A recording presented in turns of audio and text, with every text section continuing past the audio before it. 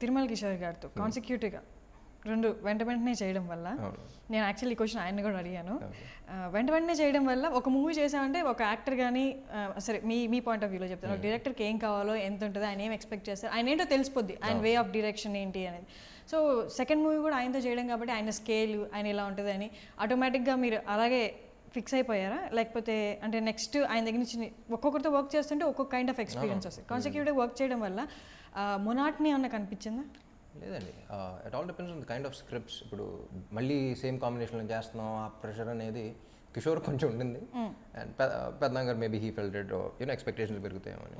For me it was all about the script. మనం 100 సినిమాలు చేసినా సరే by the end of the day మనకి script, both of us are equally excited about the script, we should do it. Any secondary which people don't even care about later. Cinema release mundu వచ్చే టెన్షన్లు అనేవి fake tensions, cinema release తర్వాత అనేది main important అనేది. And Kishore the day he narrated the script, ఇప్పుడు కొన్ని scenes ఏంటి అంటే మనకు డౌట్ ఉంటుంది, బట్ కిషోర్తో ఆల్రెడీ పనిచేయడం వల్ల I know his thought process, I spend lot of time with. So కొన్ని సీన్స్ నరేట్ చేసినప్పుడు ఫస్ట్ ఓవరాల్ స్క్రిప్ట్ నరేట్ చేసినప్పుడు ఎవ్రీథింగ్ వోంట్ బీ పర్ఫెక్ట్, కొన్ని అలా అప్స్ అండ్ డౌన్స్ ఉంటాయి.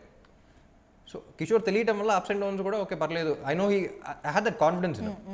అండ్ ఫస్ట్ సినిమాకి ఏంటంటే నేను షాల్జా చేసేటప్పుడు కొంచెం డౌట్స్ అన్నీ ఉంటాయి, యూనో చేయగలుగుతున్నాడా లేదా, పై దూరం నుంచి చూస్తూ ఉంటాం ఎవ్రీథింగ్ ఇస్ కరెక్ట్గా చేస్తున్నాడా లేదా అనేది. బట్ ఆఫ్టర్ నేను షాల్జా had that confidence in, and ఈ సినిమాకి I think we gave him like complete freedom, and భారం ఎక్కువ ఇస్తాం, తీసుకో you know that way even he felt little more responsible. And but మీ కెరీర్ స్టార్ట్ చేసింది మాత్రం ఒక షార్ట్ ఫిలింతో, ఐడెంటిటీ. ఓకే.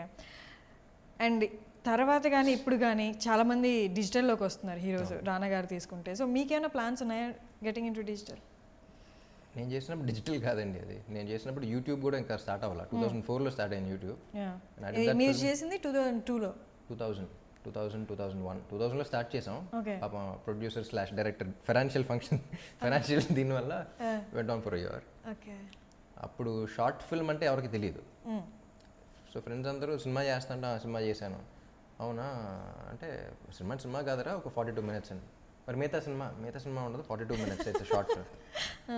అవునా ఓకే, ఎప్పుడు రిలీజ్ అంటే రిలీజ్ అవుతారా ఇది ఫంక్షన్, మరి ఇంకెందుకు సినిమాలు చేయటం కాదురా, షార్ట్ ఫిల్మ్స్ అనేవి ఉంటాయి, అది ఇంతే ఉంటుంది, అవార్డ్ ఫంక్షన్లు పంపిస్తాం, ఎందుకు మీరే చూసుకోవడం అంటే. షార్ట్ ఫిల్మ్ కాన్సెప్ట్ ఎవరికి అర్థమయ్యేది కాదు ఫర్ మీ. అప్పుడు I stop telling people I acted in short films.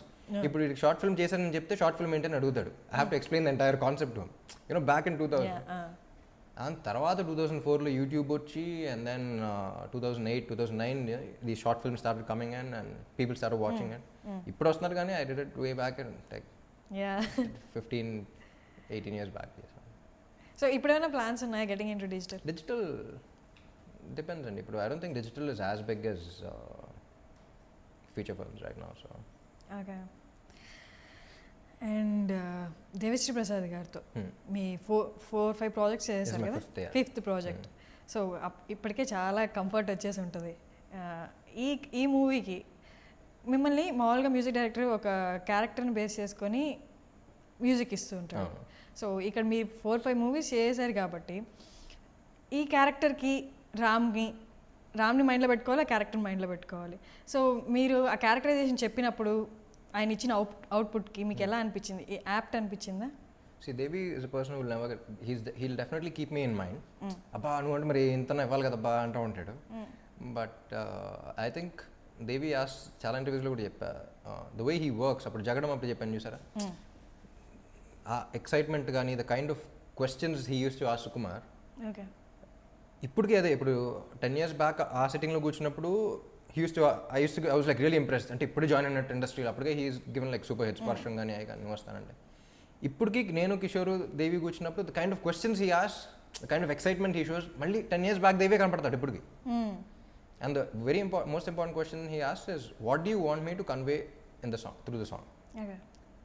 Song కోసం వచ్చారు, ఆ సాంగ్తో నేను ఏం చెప్పాలి, what do you want the audience to know? ఈ సాంగ్ విన్న తర్వాత అడిగే అర్థం అవ్వాలి. That's the most important question. First tune ఏంటి, రెఫరెన్స్ ఏంటి అని అడగడు అసలు. ఈ సినిమాలో పాట ఇక్కడ వస్తుందంటే what you want me to convey. I think that's the most important question. ఆ క్వశ్చన్ వచ్చినప్పుడు you won't get carried away by anything else. ఇక్కడ రామ్ ఉండొచ్చు, ఎవరన్నా ఉండొచ్చు. సో ఆ సాంగ్లో ఏం కన్వే అవ్వాలి, ఆ క్యారెక్టరైజేషన్ ఏంటి, ఆ క్యారెక్టరైజేషన్ గురించి అడుగుతూ ఉంటాడు, హీరో క్యారెక్టర్ ఏంటి ఇదేంటి అని, దాని గురించి అడుగుతాడు. And third hill probably keep me in mind and hill give, ఇప్పుడు డాన్స్ ఉందంటే ఇంకెలా ఇవ్వాలి, ఓకే కొంచెం ఊపు, రామ్ అంటే ఇది, చాలా ఆలోచిస్తూ ఉంటాడు. సో అన్నీ మిక్స్ చేసుకుని చేస్తాడు. So he ప్రయారిటైజెస్ stuff differently.